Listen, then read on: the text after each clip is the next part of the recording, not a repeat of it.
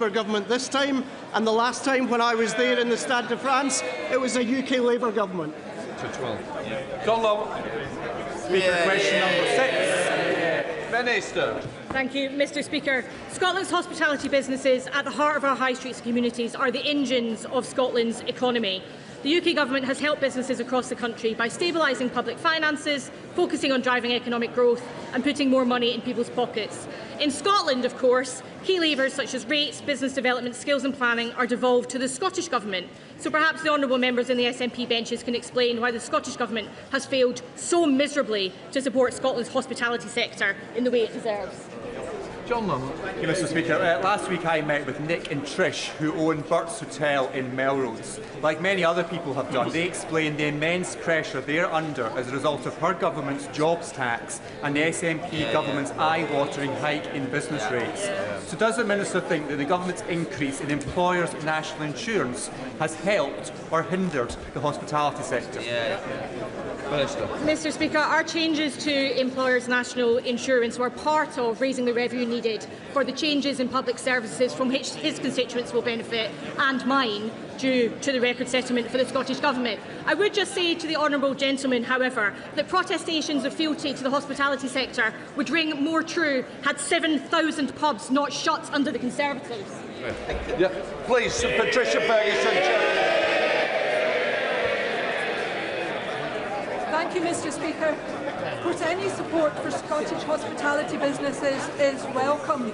However, the recent Scottish budget simply tinkers around the edges, with many businesses still falling for a 400% tax rise hike. Does my honourable friend agree that a fundamental overhaul and redesign of the current system is required, and so that we can deliver a stronger economic growth in Scotland? My honourable friend is, as usual, quite correct. Scottish businesses are facing eye-watering rate hikes, while the SNP government tinkers around the edges of a fundamentally broken system. Meanwhile, Anna Sarwar has been clear. Scottish Labour would revive our high streets with a fundamental overhaul of business rates. Right now, jobs and businesses are at risk, and we want to reset the balance between our local businesses and the online giants. Shadow Secretary of State Andrew Barr. Thank you very much, Mr Speaker. Mr Speaker, given the Secretary of State still expects us to believe the Prime Minister has faith in Anna Sarwar's judgment, it's quite clear the Labour Party can still have a laugh, but they do seem to have an aversion to having fun. Why else would they be waging a war against Scottish pubs? Because just like Scottish Labour's election campaign, the sector in Scotland is hanging on by a thread. Last year, one pub in Scotland closed every single week. But it isn't just pubs, cafes, restaurants, chip shops, all facing the same. So will he and his Scottish Labour colleagues join Russell Finlay and the Scottish Conservatives in our call for a pubs and hospitality business to be exempt from business rates rises this year? And will he do what he can to ensure his government stands up for Scottish hospitality? That would surely be something to raise a glass to. Minister. Mr Speaker, I don't know if the honourable gentleman heard me about the Conservatives' record. 7,000 pubs lost under their watch. A package of support has, of course, been presented by my right honourable friend for pubs in England by the Treasury, meaning that there is already extra money for the Scottish Government to spend in this area. So I would encourage Scottish Government ministers to step up support for the hospitality sector using the Barnett consequentials that this Government has already provided. Right. Before we come to Prime Minister's questions, can I welcome into the gallery the Speaker of the Parliament of Fiji and the President of the European Parliament. We start with questions to Prime Minister Edega. Number one, sir. Prime Minister. Thank you, Mr Speaker. 4 years into Putin's barbaric assault, the courage of Ukrainians burns bright. We are extending sanctuary to Ukrainians in their time of need, providing the weapons and aid to support them in their fight for a just peace. We're degrading Russia's economy and planning for a ceasefire that protects Ukraine's sovereignty. That support will never falter. And yesterday, Mr Speaker, I recommitted to President Zelensky and the Ukrainian people that we stand with them in the fight for freedom, democracy and the values that we all hold dear. Mr. Speaker, let me also congratulate Team GB for their superb performance in the Winter Olympics. They are brilliant ambassadors for our country, and I know the Paralympics GB will also do us proud. Mr. Speaker, this morning I had meetings with ministerial colleagues and others. In addition to my duties in this House, I shall have further such meetings later today. Thank you, Mr. Speaker, and may I associate myself with the remarks of the Prime Minister in respect of Team GB and Ukraine. A great former Prime Minister once said, "U-turn if you want to, the lady's not for turning." Like the leader of my party today, she was a leader of principle and backbone. But we know this current government is no stranger to the U-turn. So given that, can I gently tempt the Prime Minister to add one more to the current tally to help get Britain working again by backing the fantastic shops and businesses in Melton Mowbray Town Centre and high streets across my constituency and beyond to succeed and grow, by scrapping the government's business rate changes that will hit so many of them hard in April? Well, it's good to see him in good form, particularly, if I may say so, after his health scare, which he and I have discussed a number of times. He discusses a former leader of his party. He was the former health minister, I think, who presided over record waiting lists. He was the former prison minister who left the prisons overcrowding. And he was the former economy minister under Liz Truss. We're picking up the mess and we're turning it around. Rachel Hopkins. Thank you, Mr. Speaker. I very much welcome the fact that our Labour government has recognised the state of Palestine, and I also welcome the Foreign Secretary's statement last week as Chair of the UN Security Council, setting out the UK's commitment to increasing humanitarian access to Gaza and advancing a two-state solution. Does the Prime Minister agree that protecting civilians, upholding international law and supporting Palestinian-led governance are essential for a lasting peace? Prime Minister. Well, can I thank her for raising this really important issue, because the ceasefire in Gaza remains fragile, and protecting Israeli and Palestinian civilians is critical to the next phase of the peace plan.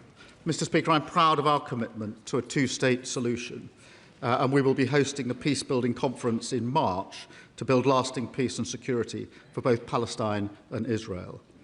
Hamas must decommission its weapons, destroy its terrorist infrastructure, and can have no future role in running Gaza. And Mr. Speaker, whilst aid flows have increased, the level of need is still dire, and the Israeli government must stop blocking supplies and preventing work of international NGOs. That is unconscionable, and it is costing Palestinian lives. We come to the Leader of the Opposition, Kemi Ben. Thank you, Mr. Speaker. And can I associate this side of the House with the Prime Minister's comments about Ukraine and Team GB? Mr. Speaker, before the Prime Minister and I became MPs, parties of every colour increased the cost of going to university. The system is now at breaking point for graduates. I believe the student loans have become a debt trap. It is time for all of us to do something about it. Will he cut interest rates on student loans? Prime Minister. Well, Mr. Speaker, I have to say I was glad to learn that the Leader of the Opposition has finally admitted that they scammed the country on this. And that applies to everything they did in government. We inherited their broken student loans system.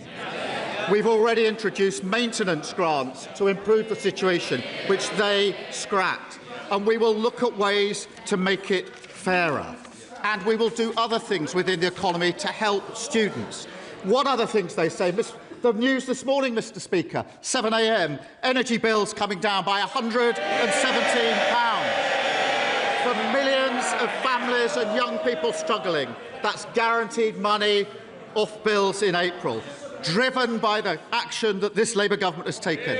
We promised to cut the cost of living. We are cutting the cost of living. Mr. Speaker, I asked him if he would cut interest rates on student loans. No answer. And for the record, energy bills are still higher than when he came into office. He keeps talking about the last government. In case he hasn't noticed, my party is under new leadership. A lot of people wish his was too, including the backbenchers sitting behind him. But let's talk again about student loans and student fees even, because to win the Labour leadership, yes, with Labour together, the Prime Minister promised to abolish tuition fees. In opposition, the Education Secretary said, graduates, you will pay less under a Labour government. I wonder what happened to those people. But can the Prime Minister tell us whether graduates are paying more or less under Labour? Prime Minister. Certainly many in her party are under new leadership, Mr. Speaker. They're up there. The only change she's brought to her party is to make it smaller. And she talks about interest rates on loans. Mr. Speaker, not only have energy prices come down this morning, but since we were last here across the dispatch box, inflation has fallen as well, which has a huge impact on interest rates. Fallen to 3%. And the Bank of England say it's going to keep on falling. That's only happening because of the decisions that we made at the budget, opposed by the party opposite. They talk about the cost of living. This government is taking action, and under their watch, inflation was 11%, which crippled the state of finances for students as their loan rates went up. Mr. Speaker, I am amazed that while we're trying to talk about student loans, the Prime Minister has the cheek to talk about my party being smaller. His party is smaller too, including one MP who was arrested for child sex offences. So perhaps before he gets on his high horse, he should ask why his backbenchers are saying that they're being called the Pedo Defenders Party. Yes. So why don't we get back? So if he... Yes, I didn't say it. I didn't say it. I know it makes them... Yes. Sorry. OK, let's have less. No. I know they don't like it, Mr. Speaker. Does the honourable member want to leave at this stage? Just understand, I want to hear the question, because it's very important that I do hear, because I'm may have to make a judgment. So I don't need any more shouting. I know they don't like it, Mr. Speaker, but I haven't said anything that's not true, have I? So perhaps they should get off their high horse, stop making stupid jokes, and why don't we talk about student loans? Yes. Policies that may have been fine for 2012 with low interest rates are not fine for 2026. The fact is, graduates are paying more, not less. On Monday, the Schools Minister was asked on the BBC why Labour froze the repayment thresholds. She said the government has, and I quote, huge pressures. Those pressures have been created by his taxes and his borrowing to pay for more welfare. Why is the Prime Minister taking from students to give to Benefit Street? What a nerve. Under their government, student loan thresholds were frozen for 10 years. 10 years. They broke the system. They did it with a bloke over there when they were in coalition together, and we're fixing it. Now, she used to say just a few weeks ago that she was going to focus on the economy at the exclusion of everything else. So I'm doing her a favour by bringing it back to the economy, because 117, desperate to talk about the economy, £117 off energy bills, inflation going down. The other thing that was confirmed on Friday, Mr. Speaker, borrowing is coming down, the biggest surplus on record. That means we've got the economy back under control. We're fixing the public finances. Now, I know the party of Liz Truss don't understand any of this, but she should welcome those changes when she next stands up. Mr. Speaker, he says they're fixing the student loan system. How? He wasn't even talking about this until I raised it. The fact is, those policies... And it goes for the row as well. Chair Select Committee expects a standard, not to shout somebody down. Mr. Speaker... I don't need any back chat. Thank you, Mr. Speaker. He's only talking about student loans now because I raised it. He says they're fixing the problem. The fact is he's not. Why is it that I'm willing to ditch old Conservative policies that don't work and he wants to keep them? He's not going to do anything about it at all. On Monday, they voted to increase benefits yet again. The fact is he is taking money out of the pockets of graduates and giving it to people who are not working. It is not fair. It is not just that he is saddling graduates with debt. It's not just that he is saddling graduates with debt. Yesterday, the Bank of England, yes, where she used to work in customer services. Yesterday, the Bank of England... Yesterday, Mr. Speaker, the Bank of England said that his policies are fueling youth unemployment. That's not us, that's the Bank of England. For the first time ever, youth unemployment is now higher here than it is in the EU. And while he blames everyone else, our young people can't get jobs, they are losing hope and even leaving the country.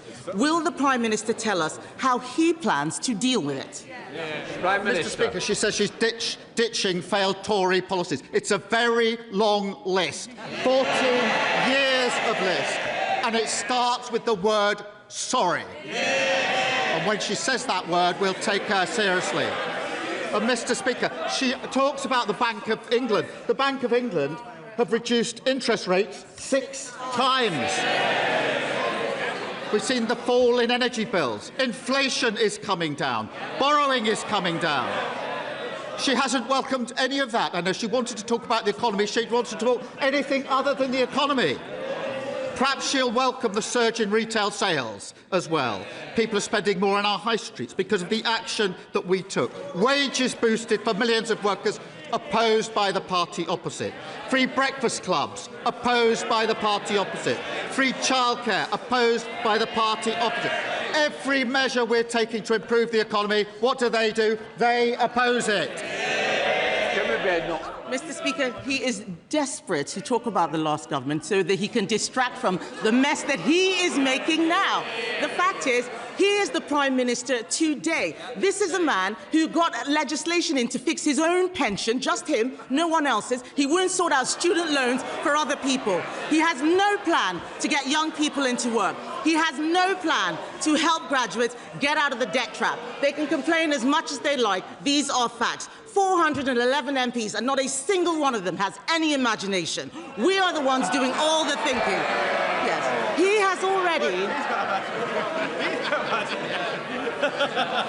Mr. Speaker,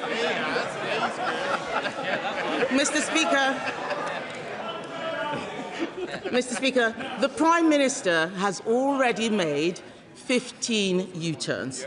Will he make another one next week at the Spring Statement to fix the student loans system?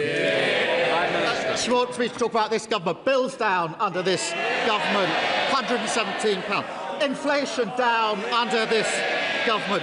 Surplus up, record. Resales down. She won't welcome the economic news, but the business community is welcoming the plan. Business confidence is up. The FTSE is at a record high. The President of the British Chamber of Commerce has said this is the year our economy can turn around. Her miserable strategy of talking down the economy isn't working because Labour's got a plan for Britain. Mr. Speaker, it'll only turn around this year if he stops being the leader. Perhaps they can do something about that. He wants us to welcome economic news. I'm sorry, but I'm not going to welcome the fact that youth unemployment is at its highest ever. I am not going to welcome the fact that unemployment has increased every single month under this Labour government. He is not doing anything about student loans because he is not governing. And he is not governing because he cannot govern. He is distracted by Labour scandal after Labour scandal. Mr. Speaker, even today now, there is an inquiry into the Inquiries Minister. That is all that they have offered since they came in. The defining moment of this man's premiership will not be breakfast clubs. It will be the sight of the man he appointed as ambassador to Washington just last year getting arrested. No wonder they're calling themselves all sorts of things. He needs to stop moaning about us and start fixing his useless government. Why should the country have to put up with 3 more years of this? Yet again, she's shown why she is so utterly irrelevant.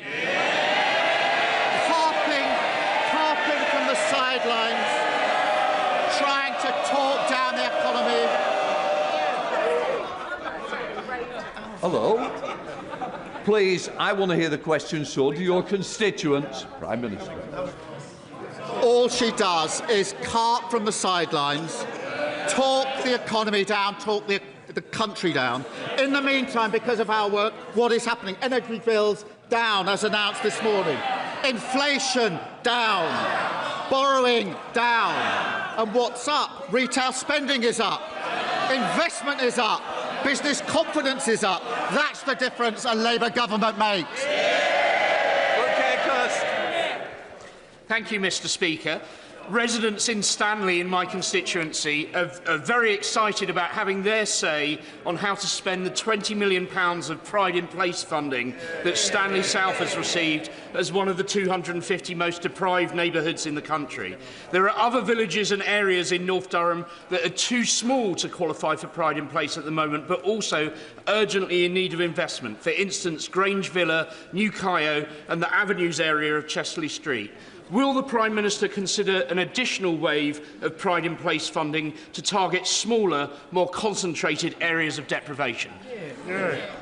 Well, I thank him for that, and I know how meaningful Pride in Place investment is to his constituents.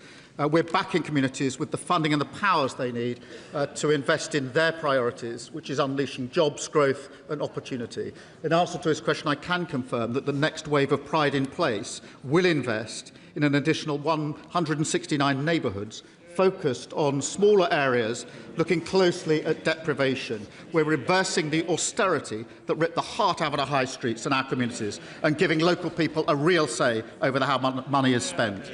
Leader of the Liberal Democrats, Sir Ed Davey.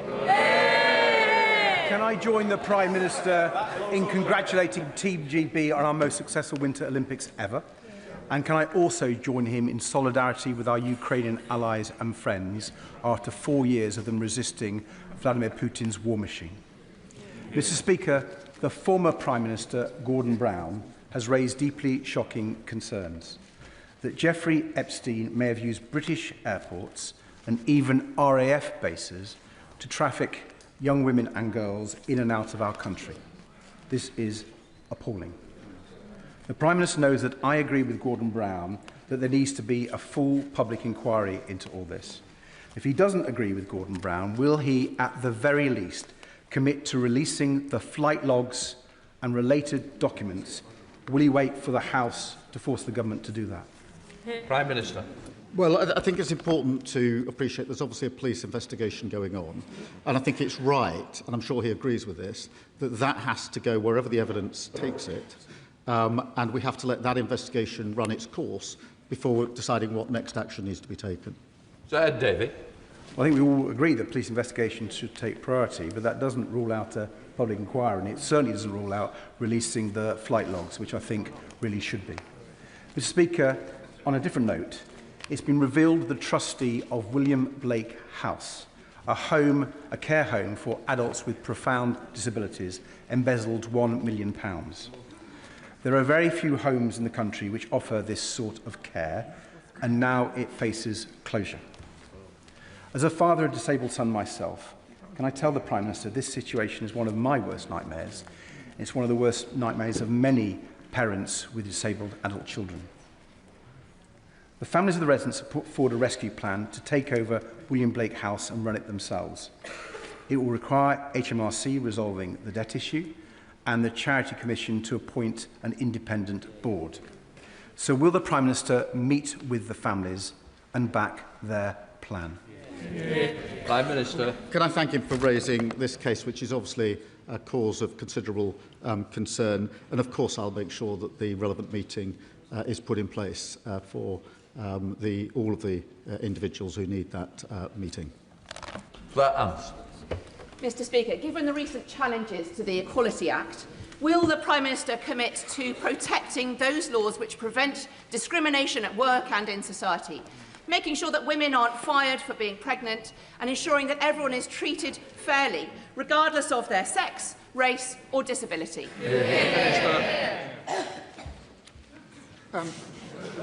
Mr. Speaker, I'm proud of the Equality Act that was passed by the last Labour government. We will always fight for working people, and compare that to reform, who want to go back to the dark days where people can be discriminated against because of who they are, ripping up protections for workers and renters, and ending the right for grieving parents to take a few days off work if the worst should ever happen to their child. But, Mr. Speaker, I also have to raise this. A death threat was shared by Reform's Deputy Council leader in Lancashire against the brilliant member for Bolsover. It said she should be shot. When death threats were made against the member for Clacton, I stood at this dispatch box and condemned them outright. If he has any decency or backbone, he will stand up, apologise, condemn the comments and sack the individual in his parties. Will he do so? Nigel Farage. Thank you, Mr. Speaker. At the age of 14, Michel Mandarin was forcibly removed from his home, the coral atoll of Ile-de-Quoi, dumped on the quayside of Mauritius, forced to live on food scraps out of bins. He has resettled those islands and yet now faces a removal order from yet another Labour government. So maybe twice in one lifetime, he's going to be asked to leave his homeland. Can I ask the Prime Minister, for a government that is full of human rights lawyers, within and without, why do the opinions and human rights of indigenous Chagossians not matter to him at all? Prime Minister. So he has neither the decency nor the backbone to condemn a death threat to a member of this House, whichever party they are in. He doesn't have the decency or the backbone to condemn it and to sack the individual. And that just shows that his party have got nothing to offer the country but grievance and division. Look at their candidate in Gorton and Denton, a man who says anyone who isn't white cannot be English. No wonder he's been endorsed by Tommy Robinson. It doesn't represent our country, and anybody who wants to stand against that hatred and division should vote Labour on Thursday tomorrow in Gorton and Denton. Thank you, Mr. Speaker. Can the Prime Minister update the House on how the government is tackling the misuse of illegal drugs? And will he reassure parents in my constituency of Rugby and across the country that Labour will continue to disagree with the views and the voices of those who think that it is a good idea to legalise Class A drugs like heroin and crack cocaine? Prime Minister. Can I thank him for raising that? We are working relentlessly to tackle the supply of illegal drugs and expanding police powers to test more suspects upon arrest. The Green Party's policy isn't just irresponsible, it's reprehensible. Legalising, Mr. Speaker, cocaine, heroin, ketamine and the date rape drug GHB, a drug which we know is used to spike drinks for women. Now, whilst we're making that an offence, the Green Party's proposals would shatter lives, increase antisocial behaviour and see drugs use running rife. And I have to say, as the father of a 17-and-a-half-year-old son, the idea that the argument is being made by the Greens that when he turns 18 in just a few months, it would be lawful to provide him with heroin and crack cocaine is absolutely disgusting. Thank you, Mr. Speaker. The Prime Minister recently stated we will not allow the powerful to treat justice as optional. He was talking about Epstein's enablers. But my constituent, who uses the pseudonym Isabella, has asked me to ask the PM whether his words also apply to those who assisted Britain's Epstein and had made it out fired. A monster who, with others, abused her and hundreds of other women and girls in a human trafficking scandal that the Met, unlike the French authorities, are still refusing to treat as such. So will the Prime Minister ensure sufficient resources are committed to fully investigating this multi-perpetrator, multi-jurisdictional, multi-decade trafficking outrage and meet with Isabella and her fellow victims to understand the terrible scale of this shocking crime? Well, can I thank you for raising this really important case on behalf of really important victims, and I'm sure the thoughts of the whole House are with those victims. Every report of sexual offence should be treated seriously, every victim should be treated with dignity, and every investigation should be conducted professionally. The Safeguarding Minister is meeting the victims, and I will make sure that his constituent is part and included in those meetings. If he gives me the full details, I'll make sure that happens. Imran Hussain. Thank you, Mr. Speaker.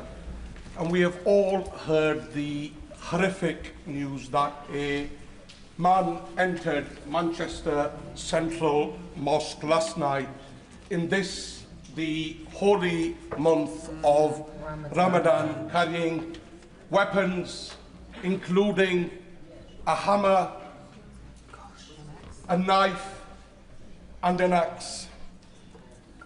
Mr. Speaker, violent and Islamophobic attacks against the Muslim community are becoming far too frequent in our country. Prime Minister, is it not the case that every single politician in this place, and I mean every politician, especially that lot over there. Mr. Speaker, they may nod their heads, but this morning we could have woken up to a horrific terrorist attack, killing innocent Muslim worshippers only for being Muslim.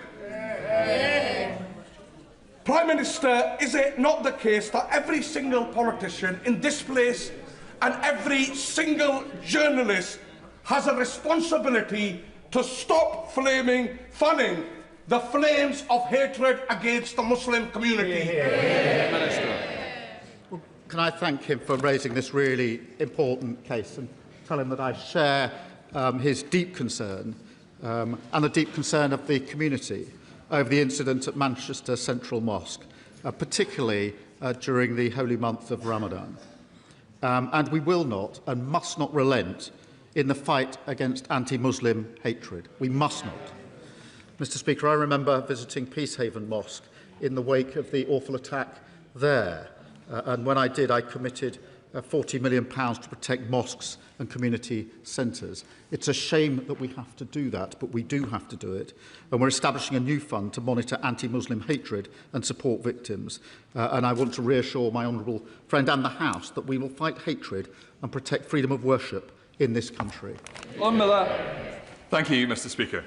Bicester is one of the fastest growing towns in the country, but the town will be cut in two when rail services start between Oxford and Cambridge and the London Road level crossing closes. Campaigners were ignored by the Conservative administrations for over a decade, but today we're in touching distance of a solution. East West Rail has a detailed plan for an underpass, the Rail Minister is fully engaged, we have financial support from the County Council, and thousands of local residents have pledged £1 to go underground. So can the Prime Minister now confirm that the Government will back the plan and keep London Road open? Minister. I thank him, and I know he shares our support for East West Rail, which is a vital project that will deliver better journeys, tens of thousands of jobs and unlock up to 100,000 new homes. I agree that access to Bicester must be maintained. Access to Bicester Village must be maintained, my children say, as well. And I think the company have put forward two options on replacing the crossing, and I'll reassure him and his constituents that they will have the opportunity to express their views during the upcoming consultation into relation what would work for them. Thank you. Davis. Thank you very much, Mr. Speaker. The regeneration of the Belper Mills, a large site with buildings including Grade 1 listed ones dating from the start of the Industrial Revolution at the heart of the East Midlands only UNESCO World Heritage Site, took a significant step forward last week when planning permission for its redevelopment and conservation was finally granted. The government wants to provide more housing, rightly so, and sites like this, though while very challenging, provide a very important opportunity to support that aspiration and share our national story. Can the Prime Minister tell me what support the government is giving to regenerate at-risk listed buildings and whether we are delivering support to train construction workers in heritage building techniques? And can I ask him to take a personal interest in the Belper Mills because it is an internationally significant site? Prime Minister. Thank you for raising this, because restoring Belper Mills is not just about delivering the housing his constituents want, but about restoring an iconic World Heritage site in the East Midlands. We're investing over £1.2 billion in skills, supporting apprenticeships, including courses focused on heritage construction, and recruiting 60,000 more construction workers and backing new technical excellence colleges, so we have the workforce to build the homes the country needs. Adam Downs. Thank you, Mr. Speaker. In January last year, Somerset received around 2,000 pothole reports. This January, it was nearly 7,000, a 250% increase. I recently stood on the Fossway in my constituency where one resident had blown a tyre and another one was checking the damage under his cars. Families and small businesses are paying the price. Rural counties like Somerset have some of the largest rural networks in the country, yet funding does not reflect that reality. Will the Prime Minister commit to fairer funding for rural areas so we can properly maintain and resurface our roads rather than constantly patching them up? Prime Minister. Well, I thank him, and I know how important it is that we fix the crumbling roads that we inherited from the party opposite. His county council will receive over £225 million as part of our £7.3 billion investment to tackle potholes. We're also implementing tough new standards, so councils have to prove they're fixing the roads properly, and delivering £78 billion for councils to ensure they can deliver excellent local services. Campbell. Thank you, Mr. Speaker. In 2024, 2.64 million animals were used in the UK in medical experiments. As chair of the All-Party Group in phasing out animals in medical research, I think it's important to note that an estimated 92% of drugs fail in human clinical trials, even though they have passed preclinical tests, including animal tests. Innovative non-animal research methods are increasingly available and provide viable alternatives. Whilst I very much welcome our Replacing Animals in Science strategy, for this to be meaningful, a robust implementation timeline must be set. I ask the Prime Minister to consider that we lead the way and start by introducing an immediate ban on the use of dogs in these often horrific experiments. Well, can I thank her for her dedicated work on this, and we are committed to phasing out animal testing wherever possible. Last year's strategy, backed by £75 million, will accelerate new alternative testing methods. Alongside banning puppy farming and introducing stronger standards for zoos, we're ensuring the UK is a world leader in animal welfare. Robin Moore. Thank you, Mr. Speaker. In 2014, a man in my constituency was ambushed, violently beaten with a pickaxe handle and left lying in the street with serious injuries. At the time of the conviction, the judge called it a brutal attack. Mr. Speaker, many constituents have contacted me to express their concern that the perpetrator of this attack is still a sitting Labour councillor in Keighley and was recently pictured celebrating an election with convicted crack cocaine and heroin dealers. Prime Minister, on behalf of all victims of serious crime, will you, as the leader of the Labour Party, ensure that Councillor Mohsen Hussain is not permitted to stand in the local elections this May? Prime Minister. I thank you for raising this. I will look into it straight away and give him a full answer. Sir Edward. Thank you, Mr. Speaker.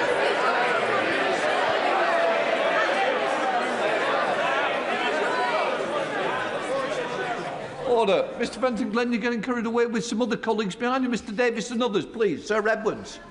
Thank you, Mr. Speaker. Prime Minister, I need your help. Today, alongside leading trade bodies, including UK Hospitality, the Federation of Small Businesses and the Startup Coalition, I am launching the TNT Charter, the Trust and Transparency in Business Energy, to blow up the status quo and support SME access to fair contracts, clearer pricing and stronger accountability. I know that the Prime Minister recognises this as an issue, so can I ask him to deploy powers to bring greater transparency, fairness and competition to the Wild West that is commercial energy? Mr. Speaker, we inherited the highest industrial energy costs in Europe because of the failed policy of the party opposite.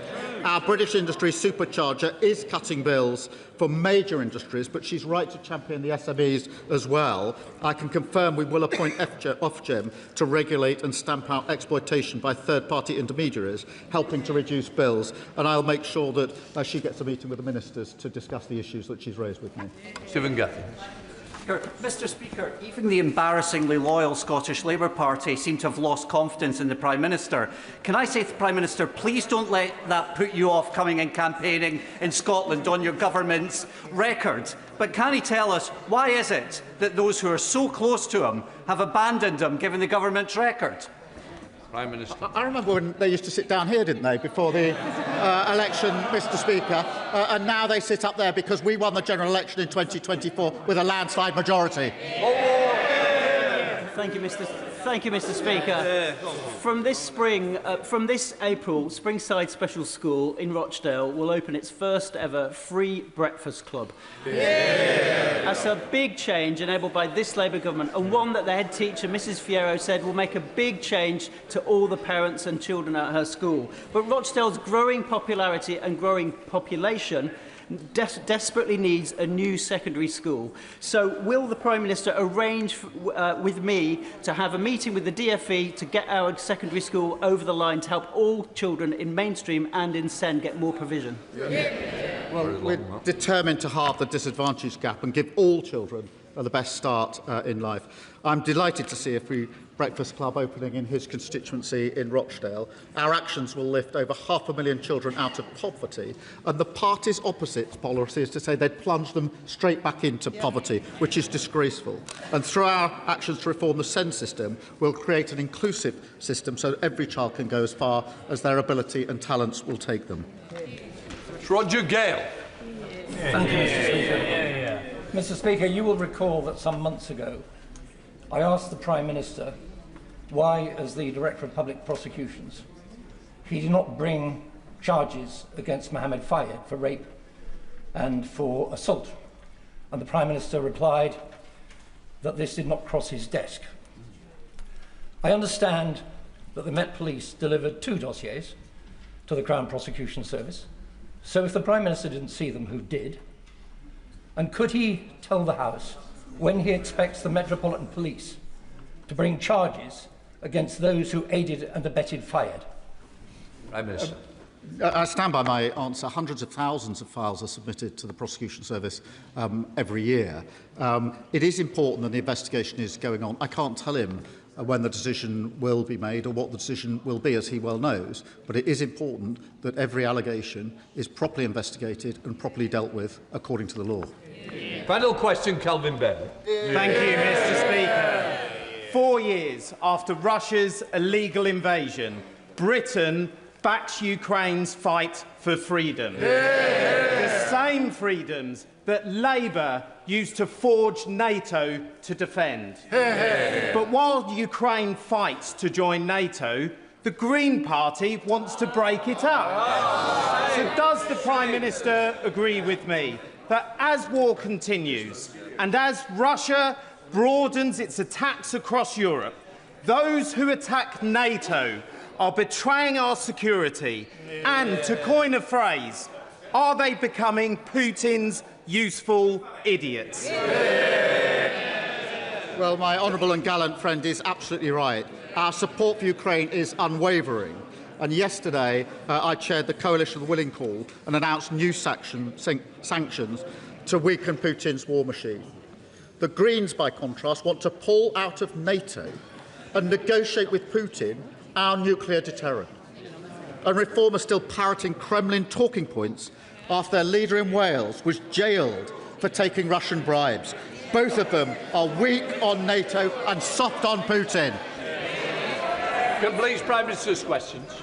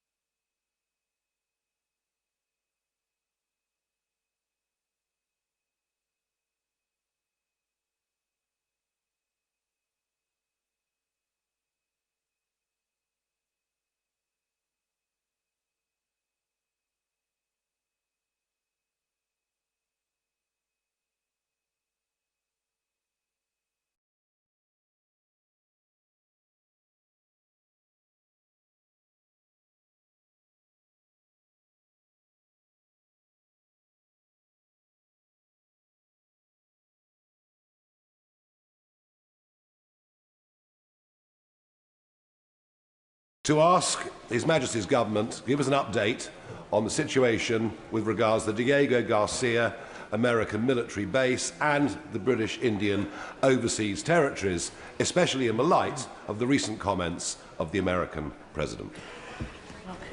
Minister. Mr. Speaker, His Majesty's Government's objective has been and continues to be to secure the long-term effective operation of the military base on Diego Garcia. It is a base critical for our national security and helping to keep the British people safe. It is a key strategic military asset for both the United Kingdom and the United States. It has enabled our shared security for nearly 60 years. When we came into government, it was clear that our ability to maintain our interest and control in the base was under threat.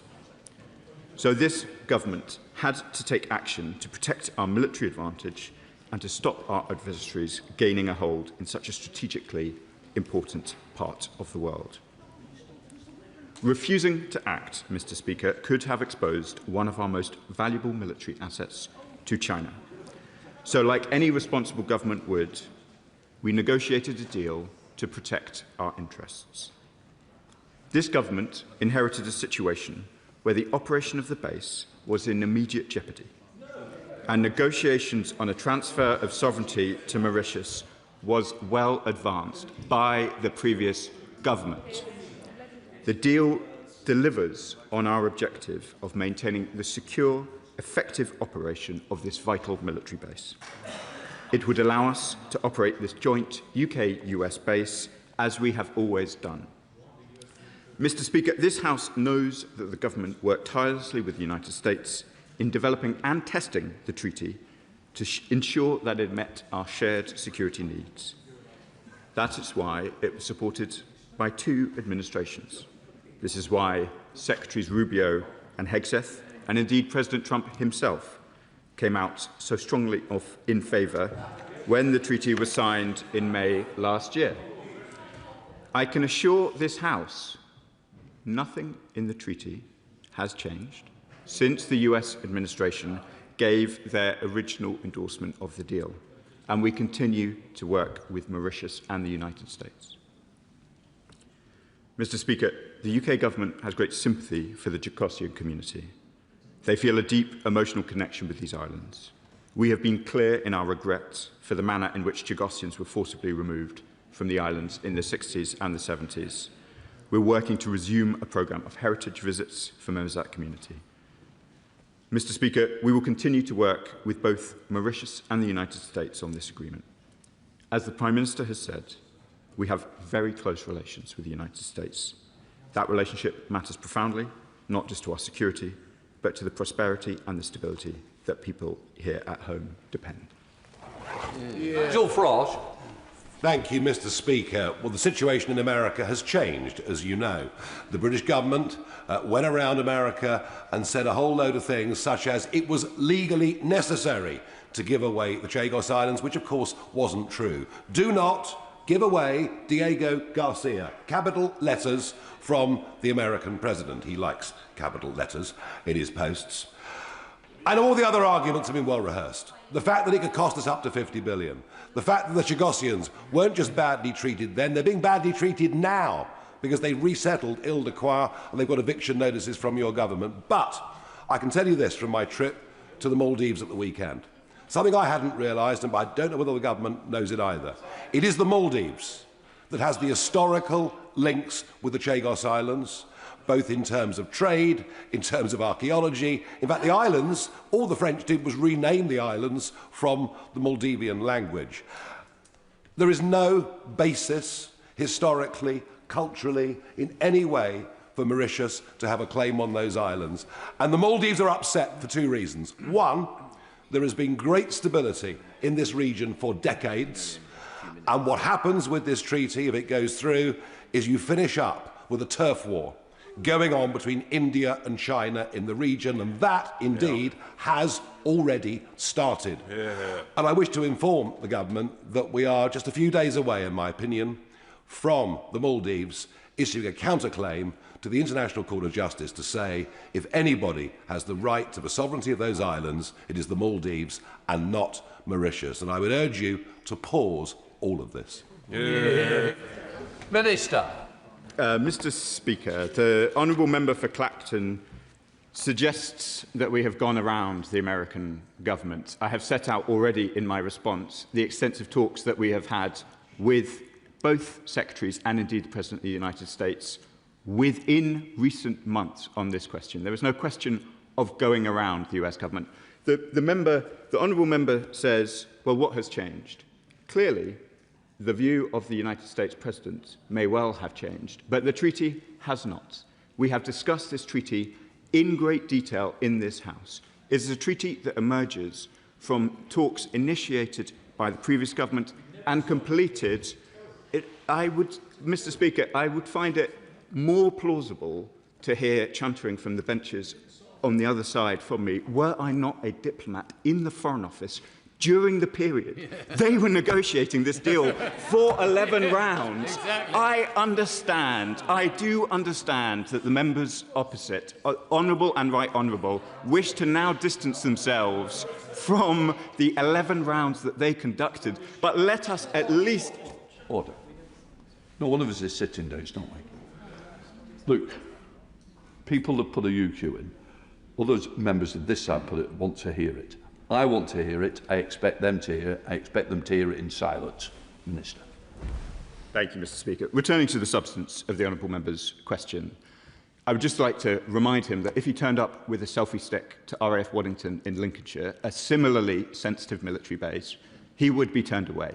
I do not understand his surprise, or those who travelled with him, that when you sought over the weekend to film a video on a sensitive military site under the control of the UK, it is part of the British Indian overseas territories, as you know, and I would encourage the honourable member and indeed every member of the public to check British travellers. Order.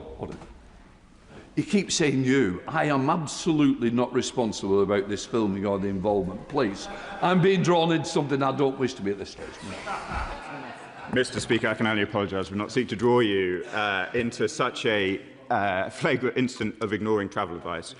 The treaty is as it was signed. It is going through both houses of Parliament. We are discussing this with our American colleagues. The fact that the honourable member sought to take a selfie video on the islands does not change any of those facts. Chair of the Select Committee. Thank you very much, Mr. Speaker.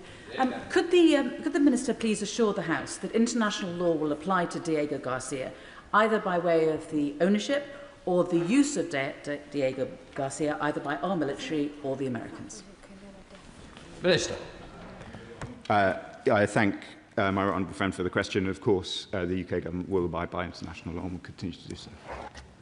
The Minister, Wendy Moore. Thank you, Mr. Speaker. Labour's Chagos surrender is a shameful, unnecessary and reckless deal that leaves Britain weaker, poorer and less secure. This is not a legal necessity, it's a political choice made by a floundering Prime Minister, and it is British taxpayers who are left to pay the price. No other government would pay £35 billion to hand over its own sovereign territory and make its country less secure in the process.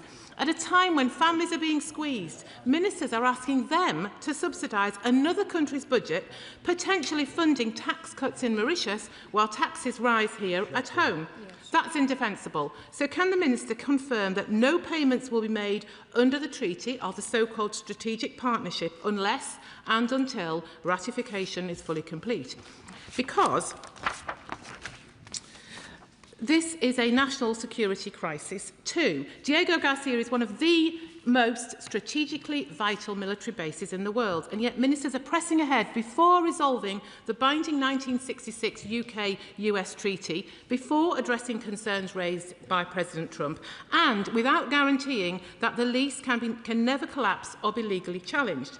On UNCLOS, will he confirm that Article 298 provides an opt-out from compulsory dispute settlement for military activities, meaning this is a political choice, not an unavoidable legal trap? So I ask the government, Will they suspend the bill until the legal position with the US is settled and any amendments have been scrutinised under CRAG? Will he confirm whether the Pelindaba Treaty would apply were Mauritius to take sovereignty? And if so, what ironclad safeguards protect our nuclear deterrent? And finally, what of the British Chagossians, some of them now on the islands? Can he guarantee there will be no forced removal and that their rights will be protected in full? Mr Speaker, British sovereignty is not for sale, and this House should not be bounced into surrendering it. Minister. Mr Speaker, as I said earlier, I would find the Conservative position more plausible had there not been 11 rounds of negotiations. The attempt from the other side, from both benches, to act as if though there was no issue here to be addressed, that the reason they started with 11 rounds was some sort of lack of focus. Well, if there was not an issue to address, I am not sure why you started, why honourable and right honourable members on the benches opposite began the negotiations. I can assure the House, Mr Speaker, that of course the passage of the treaty will go through the full process of Parliament in the usual way, and we are discussing these questions with the Americans in the usual way. Grimston. Thank you, Mr Speaker. And can I say, risking the accusation of creeping, it's a great pity you aren't in charge of these negotiations. The deal we have come to, or are coming to, is inexplicable, both in principle and in costs to my constituents. And I very much doubt, at the time of the next general election, most Labour candidates, and indeed our manifesto, will point to the cost of £100 million a year and giving up ownership of these islands. Can I remind my honourable friend, and I'm sure he knows it off by heart, of page 120 of the Labour manifesto, which says, defending our security also means protecting the British overseas territories and Crown dependencies, including the Falklands and Gibraltar. Labour will always defend their sovereignty and right to self-determination. We haven't even consulted the Chagossians. Will my honourable friend not reconsider? Minister. Mr Speaker, I would not like to accept the connection being made between the British Indian Ocean territories and Gibraltar and the Falklands. We are four square behind the sovereignty of Gibraltar and the Falklands, who have repeatedly chosen to remain British, and long may it continue. So we are abiding by our manifesto commitments, Mr Speaker. The issues around the continued operation of the base have been discussed many times in this chamber. They are being scrutinised in both chambers as the treaty goes through the full process that Parliament would expect, and that will continue. Dr Alpington, Liberal Democrat spokesperson. Thank you, Mr Speaker. I am acutely aware that this question comes in the aftermath of the Honourable Member for Clacton's attempted landing on the Chagos archipelago last week. And whilst I might admire the Honourable Member's audacity, I am deeply concerned that those actions trivialise what is indeed a deeply serious situation and potentially render the genuine grievances and injustices that Chagossians feel as a political backdrop to his social media feed. But I also have to acknowledge that the platform that the Honourable Member has only been created because of a vacuum that has been created by this government. Because the wheels have undoubtedly fallen off the government's negotiations. They failed to secure the support and consent of Chagossians. They seem now also to have lost the support of the President of the United States, and whilst any one of those things might be considered unfortunate, the combination of the two of them looks deeply careless. So can I ask the Minister, please, what is the status of the negotiations right now? What is the latest position of the United States? Will they also take on our very long-standing concerns about the rights of Chagossians? There is clearly not widespread consent here. Will they take on the points that we've been making in amendment after amendment and recognise that Chagossians have the right to self-determine their own future? And can he also accept our concerns about the finances to ensure that Britain isn't left as a leaseholder of these islands if a deal goes ahead without a sitting tenant? Minister. Mr. Speaker, the Liberal Democrat spokesperson refers to amendments in the passage of the bill, and I'm sure he will understand why I will leave that to the Minister responsible for the bill conducting its passage. On the questions of the status of the negotiations, as I said, this is going through Parliament in the normal way. We are pausing in discussions with the United States, and those discussions continue. Alex Barnett. Thank you, Mr. Speaker. I know the member of Clacton has a number of additional jobs in combination with his responsibilities as an MP. But after his recent adventure, I hadn't realised small boat captain was amongst them. So maybe as a former Royal Marine, I can help him with his navigation. Can my honourable friend, the Minister, remind the member for Clacton what the penalty is for taking a trip to the British Indian Ocean Territory without a permit? Minister. My honourable friend paints the honourable member for Clacton as a captain, but I will decline the opportunity to be the sheriff on this occasion. The honourable member says stop the boats, but he did take a private jet there, which wasn't quite consistent with the small boat rhetoric that we usually hear from his party. I want to be clear that obviously there has been an attempt to land, indeed successful, on part of the British Indian Ocean Territory. That is not an area fit for human habitation. It is an area in which British travel advice is very clear that one should not travel to. This House has discussed on many occasions the sensitivity of this base, of these islands. I would encourage everybody listening at home to attend to our travel advice. It is there for a reason. Right. Father of the House, Sir Edward Lee. As always, this argument doesn't depend on gimmicks, but on a detailed examination of the law. Exactly. Now, on the 22nd of May, the government made clear in an answer that they were bound by the international law of the sea. But in a written question on the 12th of February, the government said that Article 298, an opt-out on UNCLOS, still applies. So the law remains the same as in 2003 and 2020. This was a specific question asked by the opposition spokesman. We now want an answer. This is desperately important because this opt-out is vital for the Falklands and for Gibraltar. Minister. The Father of the House will appreciate that I'm probably not in a position to give him the full detail that he would like on the provision of UNCLOS 298. I am sure that as we discuss the passage of the bill, that this issue can be dealt with outside of the context of an urgent question. Law. Thank you, Madam Deputy Speaker. Can I ask the Minister to engage in a short thought experiment?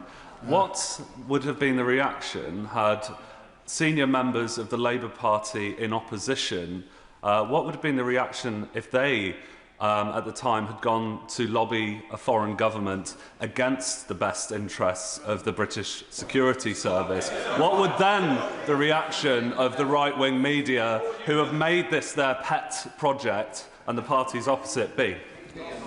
Minister.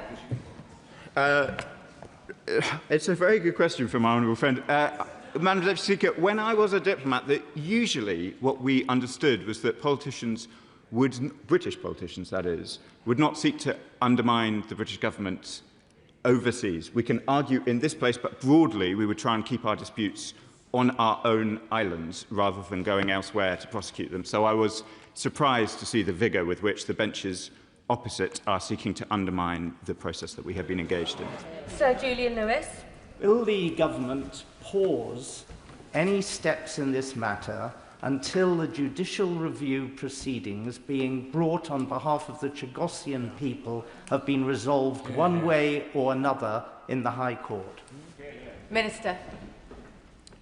Madam Deputy Speaker, I'm endeavouring to answer the urgent element of the question and leave the question about the treaty and its passage through the two houses to that process, as that's my understanding of how best to deal with these questions. So in response to the question about the judicial review, which I understand is not urgent but related to the passage of the treaty, through the two houses, then I'll leave the Minister who is responsible for that to respond in the usual way.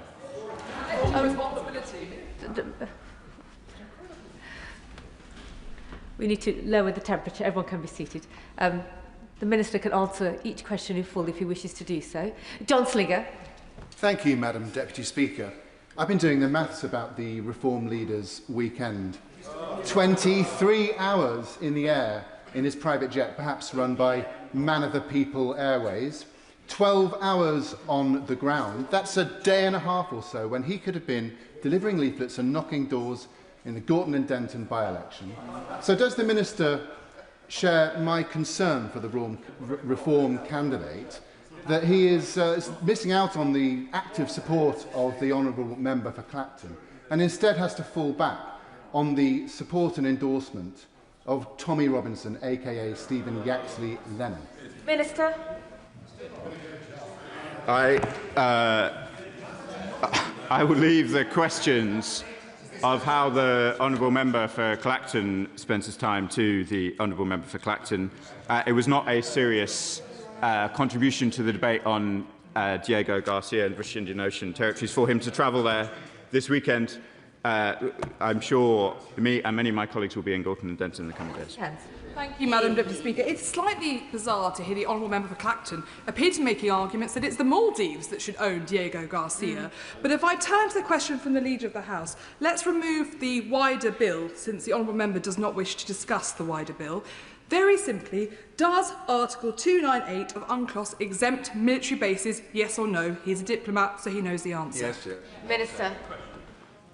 Madam Deputy Speaker, the reason why I don't really want to talk about the bill is it's not my bill and it's quite detailed and it's going through both chambers of the House. I'm very happy to ensure that the relevant minister writes and provides the answer to the issue. Richard Ford. Thank you, Madam Deputy Speaker. I would agree with the honourable member for Clacton about the need for proper scrutiny of the vast sums of taxpayers' money that the government proposes to send to Mauritius.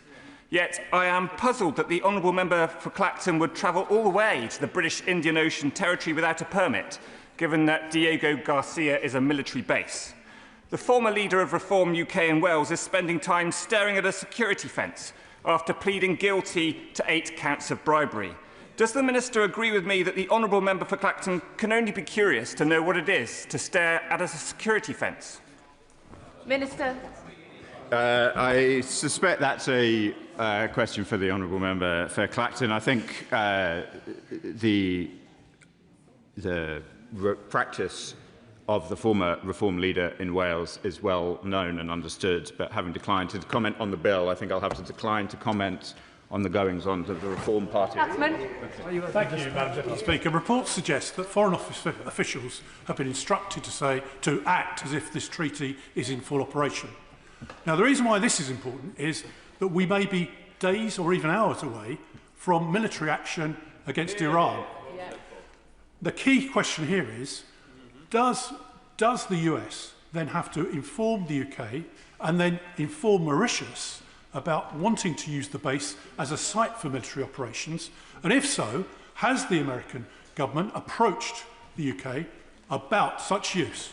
Very good. Minister. Madam Deputy Speaker, for a reason long well established in this House, I won't be drawn on hypotheticals or ongoing military operations, but I would also like to reassure the House and the honourable member that the treaty is in force only once it has passed Parliament in the usual way. Robert Shenrick.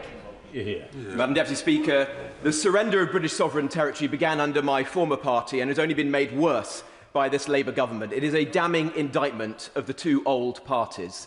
The Minister represents the neighbouring town to me, and when he's not jet-setting, he presumably walks the same streets and talks to the same people. How can he hand on heart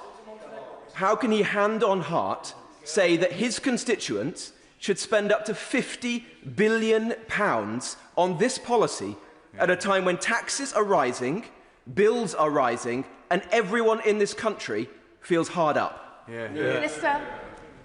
Madam Deputy Speaker, I am appalled by the honourable member for Newark. Newark may well be a market town, but Lincoln is a city and has been for a very long time, and so I'd invite him to withdraw that remark. I don't receive a great deal of correspondence from constituents in Lincoln on this question. Mostly, my constituents in Lincoln prioritise Britain's national security. They understand, through our extensive history in Scampton, in Waddington, in Cranwell, of the importance that Lincolnshire plays in the UK's national security, and they would expect me and the rest of the government's ministers to prioritise that at all times. David Reid. Thank you, Madam Deputy Speaker. I think the vast majority of this House can agree that the arguments for giving away our Chagos Islands have been threadbare at best, which leads one to believe that there must be sensitive elements of this deal. So it's interesting to listen to one of the former SCDO special advisers, Ben Judah, and I quote, "Once you've been briefed, even partially, on what it does, i.e. the islands, the information gives you vertigo. Both now and in government, communicating the details to the public would be violating the Official Secrets Act." Now, given that this is going to cost the British taxpayer billions of pounds, does the Minister not believe that the government, it should be incumbent on the government to declassify some of this information so that us here in Parliament and the British public know what they're paying for? No. I mean, we won't declassify what we do in RAF Waddington. We won't declassify what we do in defence of the realm. And it's not a serious proposition. There are obviously mechanisms through Parliament by which secret material can be considered through the ISC, and we'll continue to use that mechanism. Andrew Rosendale.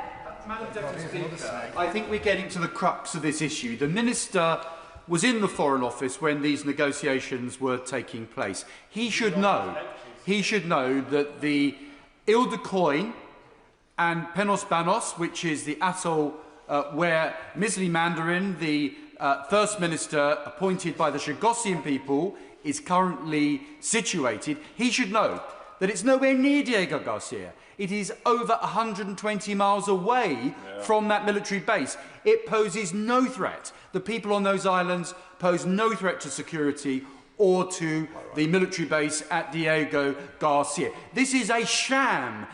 This government and the last government have been denying the truth. The truth is that the Chagosian people are British and they should be given the same rights of self-determination that the Falkland Islanders, the Gibraltarians and all British overseas territories rightly deserve. Madam Deputy Speaker, I'm rather old-fashioned. The territory he refers to is within the British Indian Ocean territories. The law that applies to the whole of the territory. The travel advice, which I'm not sure the honourable member for Clacton acquainted himself with before he travelled, is clear on all of the islands. And so I understand that he is making a point about geographic distance, but the sovereignty and the law applies nonetheless. On the question of Chagosian representation, the honourable member will know that there is considerable disagreement within that community and that the Prime Minister to whom he refers is not internationally recognised. Oliver Dowden. I genuinely have respect for the Minister, as he knows, but I'm also very confused as to the government's position, because as he will know from his time in the Foreign Office, one of the principal issues to which he refers is the fact that the previous US administration was not comfortable with the disputed status of this territory under international law. But it's now clear that the current President of the United States has no such concerns, has no such qualms. So given those circumstances, why are we continuing to burn capital with the current administration rather than saying, let's put this whole thing on hold and look for a solution that might actually work better both for the United States government and the interests of the United Kingdom? Madam Deputy Speaker, I'm grateful to the honourable member for his question. To be clear about the current position, as he knows, there was support for the from the US administration for this treaty, which has not changed. There clearly has been a statement from the President of the United States more recently, which is very significant. And as I told the House, we are now discussing those concerns with the United States directly. We have a process going through Parliament in relation to the treaty. We will bring that back to Parliament at the appropriate time. We are pausing for discussions with our American counterparts. Sir John Hayes. Thank you, Madam Deputy Speaker. Whatever members across this House might say the member for Clacton's done a service to us in raising this matter today, because this is a dodgy deal founded on a bogus basis. Let me explain, Member Speaker. When this was introduced to the House, we were told that it was done, the government were doing so on the basis they would be sanctioned internationally. And in particular, they described the most proximate and most potentially serious as the International Tribunal for the Law of the Seas. In subsequent written questions, I discovered that far from that, and I quote the answer to the question, the stance on Article 298 remains unchanged from prior declarations of 2003 and 2020, which means we can opt out. There was no obligation, no necessity, and I have to say, Mr. Speaker, and I use these words cautiously, because I know and like the Minister, and I know and like the Secretary of State Defence. It seems to me this House was inadvertently misled in the original statement, as is proved by the subsequent answers to written questions. So will the Minister clarify that urgently, because it is a very serious parliamentary matter and a matter of national significance? Minister. Madam Deputy Speaker, the honourable member is a colleague in Lincolnshire, so I don't like to disagree with him, including on the value of the honourable member's weekend trip. On this question of 298, I can hear the strength of views across the House. As I understand it, this is a particularly complex and contentious area of law. I hear the House's desire for further clarification from the government, and I'm sure the relevant minister will be very happy to write. I am not the relevant minister. I'm the Minister for the Middle East, as you know. Alistair. Just to continue on this theme, it was only a few months ago that this House was told that if we didn't approve this treaty, there would within weeks be binding international judgments against us. What international tribunal was ever capable of ruling on a military base? What tribunal was the government talking about? Because we know that the International Tribunal on the Law of the Sea has no jurisdiction on military bases and no jurisdiction on sovereignty. So what on earth was the government trying to persuade this House about? Madam Speaker, again, there is this desire to suggest that there was no issue, that the 11 rounds started by the previous government were done for no reason, and that there was not substance behind our concerns, no substance behind the support. I quote from US Secretary Hegseth: "This is a vital military base for America. The UK's very important deal with Mauritius secures the operational capabilities of the base and key US national security interests. We are confident the base is protected for many years ahead." We were engaged with a real problem, seeking to find a real solution.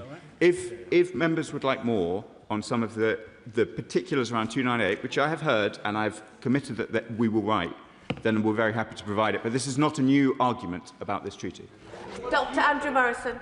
How much political capital is this government prepared to burn through with a highly transactional White House in order to secure more helpful language on the Chagos Islands? Minister. Madam Deputy Speaker, this government will seek to pursue Britain's national interests. We are sometimes going to disagree, as the Prime Minister has made clear, with our friends and allies in public. We will seek to resolve those issues in private, but the principles driving the decisions of the ministers of this government will be Britain's interests and our national security. Rebecca Paul. Thank you, Madam Deputy Speaker. I thank the Minister for his statement, but I would suggest in future that the appropriate Minister is sent that can actually respond to our questions. But let's give this another go. Here's another straightforward question for you, for the Minister. Apologies. Has the government declined the US permission to use Diego Garcia and other UK bases, including Fairford, to launch strikes on Iran? Minister. Madam Deputy Speaker, I thought it was rather disparaging comments about my preparedness, so I would encourage her to listen to my previous comments, which is I won't be drawn on operational questions for reasons which are about whether a specific RAF base is being used. Would you have, would the honourable members opposite have been drawn? I think they would not have.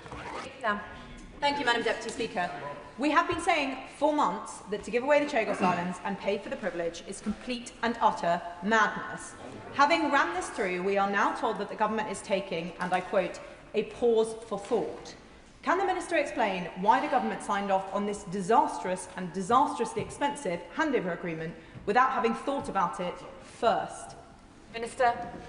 Interesting that the honourable member starts with months. If we go back years, when she was a SPAD in the previous government and the talks were conducted, there was clearly recognition within the Conservative government that there was a real issue to be addressed. You pursued talks. You took them into text. You took them into... Order. The two U's in one go, Minister. Have another go. Come on, off you go. Come on. Madam Deputy Speaker, I apologise. I am failing again. The honourable member will appreciate the scepticism on this side of the House when the Conservative government started this process, when two American administrations recognised that there was a real issue to be addressed here, when this American administration supported the steps that we had taken in May. Objective. Thank you, Madam Deputy Speaker. I would push back slightly on what the Minister is saying. As we know, the discussions between the UK and the Government of Mauritius around the sovereignty of the Chagos Islands started in January 2009 under the previous Labour government, as confirmed to me by the Minister for the Overseas Territories. So I think you might want to bear that in mind. But the question that I want to raise is around Jonathan Powell, the National Security Advisor, who prior to being the National Security Advisor was the Prime Minister's Special Envoy to the British Indian Ocean Territories and still is today. Prior to being appointed on the 6th of September, he conducted meetings with the FCDO. He'd confirmed that he has already seen the deal prior to being in post and was then given a hard copy of the deal when he reached Port Louis. When did he attend Port Louis? Was it prior to his appointment as the PM Special Envoy? And what security clearance did he have when he saw the Chagos deal for the first time? Minister. Madam Deputy Speaker, on the honourable member's first question about when talks started, as I understood it, it started on the Conservative government, but I'm very happy to check the Foreign Office record and come back on that question. Whether they were started in 2009 or indeed in 2010, that was, if I may say so, quite a long period in which the Conservative government was in charge, in which this strength of feeling was not demonstrated, and indeed other honourable members did not raise these issues in their time. Well, the suggestion, if I may say so, Madam Deputy Speaker, from the Conservative benches that they were vociferously against this, they just took 11 occasions to try and work that out, doesn't feel very plausible to me. But the honourable member asked me some specific questions about Jonathan Powell's work as an envoy. I thought I answered the first set of questions. Got a question, Jim Shannon.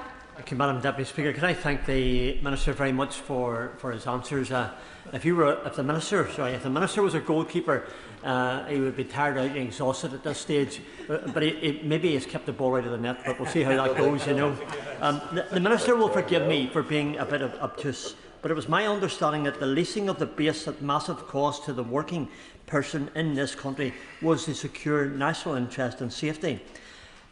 Forgive me, I therefore cannot grasp why government would possibly be working against our greatest ally, the US of A, and sending an internationally resounding message to outline that our base cannot be used if it is deemed necessary.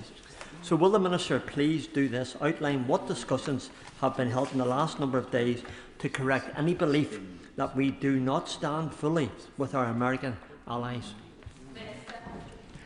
Madam Deputy Speaker, the honourable member usually thanks me for my tone and on this occasion, so I'll reflect on that afterwards. He asked me about sensitive security discussions between the United States and the United Kingdom, and I'm not really in a position to be drawn. We do discuss questions of Middle East security with the United States. The Foreign Secretary set out very clearly at the Security Council the malign influence that Iran, which is what I think he is referring to, have played in the region, and our efforts to ensure that they do not get a nuclear weapon. A diplomatic solution is the most desirable, and that is what we're working towards. That is the end of the urgent question. Point of order, Sir Edward. A point of order on this specific urgent question. You or your advisers, Madam Deputy Speaker, will be aware of a letter that I and my colleagues have sent to the Speaker about this issue, particularly pertaining to the apparent discrepancy between answers given in this House on the 22nd of May and in a written question on the 12th of February. The Minister said that he was not able to answer that, although in my long experience of this place, ministers are bound by collective responsibility and therefore they answer for the whole government. I give notice, Madam Deputy Speaker, that I will give... The Minister has said he wants an answer to be given on this point. I give notice, Madam Deputy Speaker, that I will give the government time to consider, and on Monday morning I will put in for an urgent question specifically on this discrepancy of the information given to the House.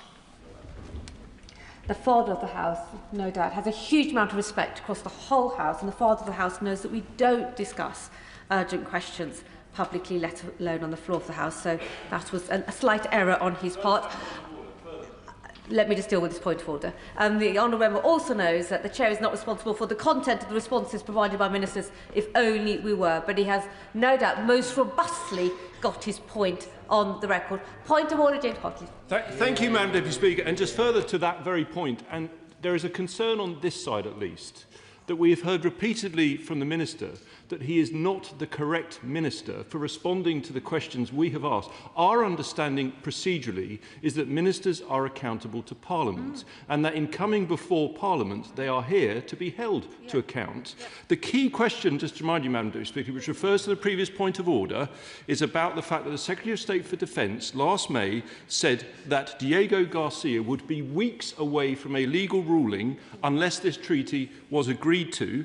We are concerned on this side that that is not correct, that he may have inadvertently misled the House, because under Article 298 of UNCLOS, it provides an opt-out for binding rulings in relation to, and I quote, military activities. It's a fundamental legal question on the treaty. We should surely have a minister in front of us who can answer questions on the treaty. I thank the honourable member for giving me notice of his point of order.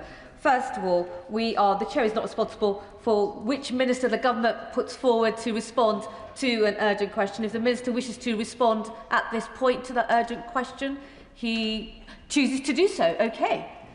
Madam Deputy Speaker, I hope the House will beg my forgiveness. As the House knows, I am the Middle East Minister. I'm on this occasion the duty minister, so I am here to answer any question that I can, but where I think greater precision can be provided in writing, rather than risking providing the House anything other than the fullest possible answers, I think that is appropriate. As it happens, the Minister responsible for the bill is travelling back to the UK today. He would have been more than delighted, I'm sure, to answer this urgent question, but not being in a position to do so, I want to ensure the House gets properly precise answers.